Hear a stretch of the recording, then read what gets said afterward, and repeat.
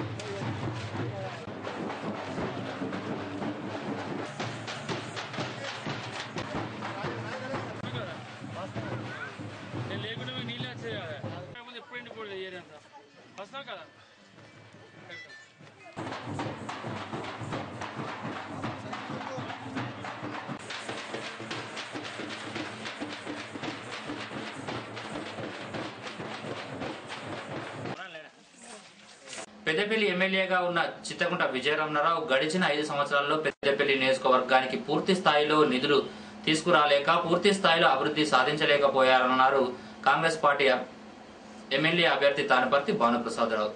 సుల్తానాబాద్ మండలంలోని గొల్లపల్లి, ఐదరాజ్పల్లి, భూపతిపూర్, గర్రెపల్లి, బొంతకుంటపల్లి, కాట్నేపల్లి గ్రామాల్లో ఎన్నికల ప్రచారం నిర్వహించారు. ఐదరాజ్పల్లిలో పలు పార్టీల నుండి కాంగ్రెస్ పార్టీలో భాను సమక్షంలో చేరారు. కార్యక్రమంలో మాజీ ఎమ్మెల్యే బిరుదు రాజమల్లు, మాజీ జెడ్పీటీసీ గిల్ల కుమ్రయ్య తదితరులు ఉన్నారు.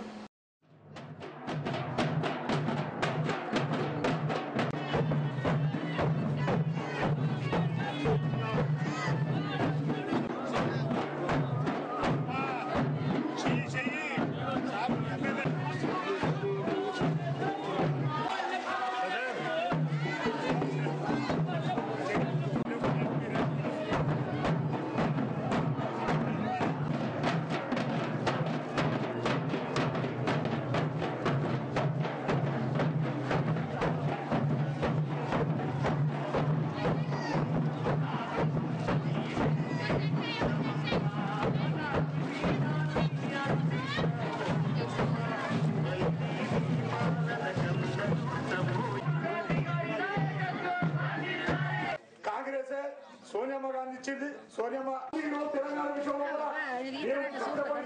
వచ్చలే కాదు, ఇంత ఇచ్చినందుకు తీసుకోవడానికి కాంగ్రెస్ రాబోయే రోజుల్లో సీసీ రోడ్లు కానీ ఇవ్వాలని ఆ రోజులో కోరుకోవడం జరిగింది. మీ సమావేశాన్ని వచ్చే పెద్దలు సానుభూతి కాంగ్రెస్ పార్టీలో చేస్తున్నారు కాబట్టి మీరు అందరూ వాళ్ళ చప్పట్లతో ఆహ్వానించాలి. అందరూ చప్పట్లు కొట్టాలి. మా గట్టిగా గట్టిగా చప్పట్లు కొట్టాలి. మారుతి గారు, విజయ్ గారు, సాయి కృష్ణ గారు,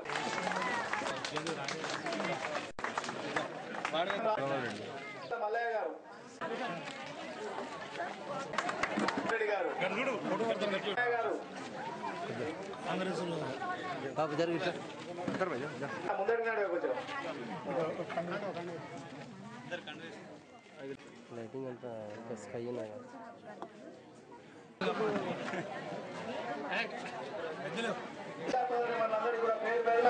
తెలుగుదేశం పార్టీ నుంచి పోటీ చేస్తున్నటువంటి విజయరమణారావు గారు గత 5 సంవత్సరాలుగా పూర్తి స్థాయిలో ఈ నియోజకవర్గానికి నిధులు సాధించలేకపోయారని, పూర్తి స్థాయిలో అభివృద్ధిని సాధించలేకపోయారని అసంతృప్తి ఈ రోజు ప్రతి గ్రామంలో వెలువరిస్తున్నది. ప్రతి ఒక్క దగ్గర వినబడుతున్నటువంటి అదొక్కటే కాదు, వాళ్ళ పార్టీయే తెలంగాణ రాష్ట్రాన్ని ఏర్పాటుని అడ్డుకున్నటువంటి చంద్రబాబు నాయుడుకు సంబంధించినటువంటి పార్టీ కాబట్టి ఈ రోజు అక్కడ ఎక్కడ కూడా ఏ గ్రామంలో కూడా వాళ్ళకి సరైన రీతిలో వాళ్ళకి స్పందన లభించట్లేదు అనేటువంటి వాస్తవం. కాబట్టి వాళ్ళు మనం పోటీలో పెద్దగా లెక్క పెట్టుకోవాల్సినటువంటి అవసరం లేదు. మనకు పోటీ ఉన్నటువంటిది తెలంగాణ రాష్ట్ర సమితితోని మనకు పోటీ నడుస్తోంది.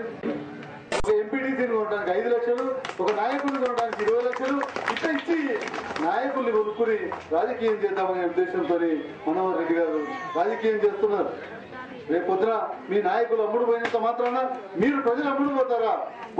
ఒక ఊరికి సంబంధించినటువంటి ఒక సర్పంచ్ ని కొనుక్కుంటే అది నిజమైనటువంటి ఇది కాదు.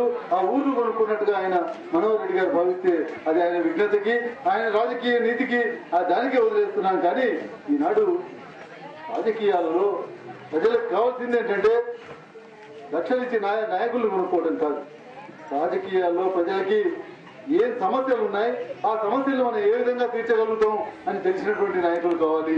విష పురుగులు, విద్యుత్ తీగలతో ఉపాధి కూలీలు తీవ్ర ఇబ్బందులకు గురవుతున్నారు. సుల్తానాబాద్ మండలం సుద్దాల గ్రామంలో ఉపాధి కూలీలు పనికి వెళ్లి ప్రాణాలతో ఇంటికి వెళ్తామో లేదోనని భయంతో వణికిపోతున్నారు. ఉపాధి పనులు చేస్తూ పుట్టను తవ్వుతుండగా నాగుపాముకు గడ్డపార తగలడంతో ఆ పాము బుసలు కొట్టడంతో కూలీలు పరుగులు తీశారు. ఆ పక్కనే విద్యుత్ తీగలు కూడా కిందికి వేలాడి ఉన్నాయని, ఎన్నిసార్లు చెప్పినా కూడా కరెంట్ అధికారులకు చీమ కుట్టినట్లయినా లేదని ఉపాధి కూలీలు తీవ్ర ఆగ్రహం వ్యక్తం చేస్తున్నారు.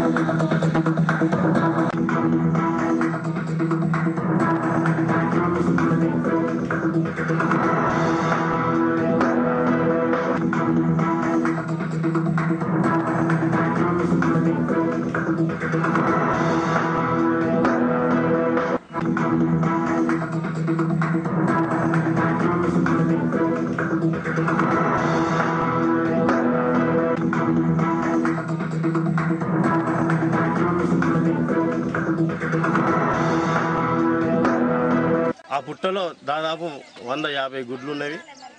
అవి పిల్లలు చేసడానికి ఆ పాము పెట్టిందని.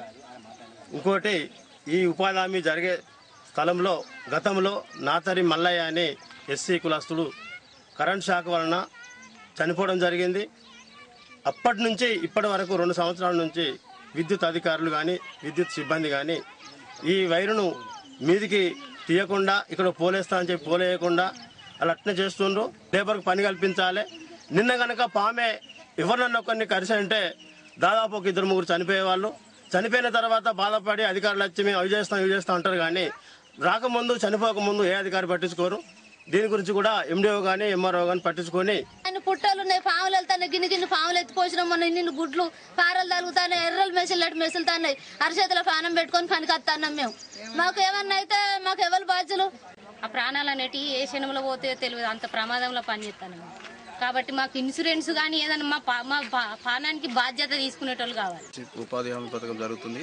అందులో భాగంగా వీరు పనిచేస్తున్నాక గడ్డపారతో తవ్వుతున్నప్పుడు నాగంబాబుకు పెద్ద నాగంబాబు కలిగి దాని ద్వారా నాగంబాబు చనిపోవడం జరిగింది.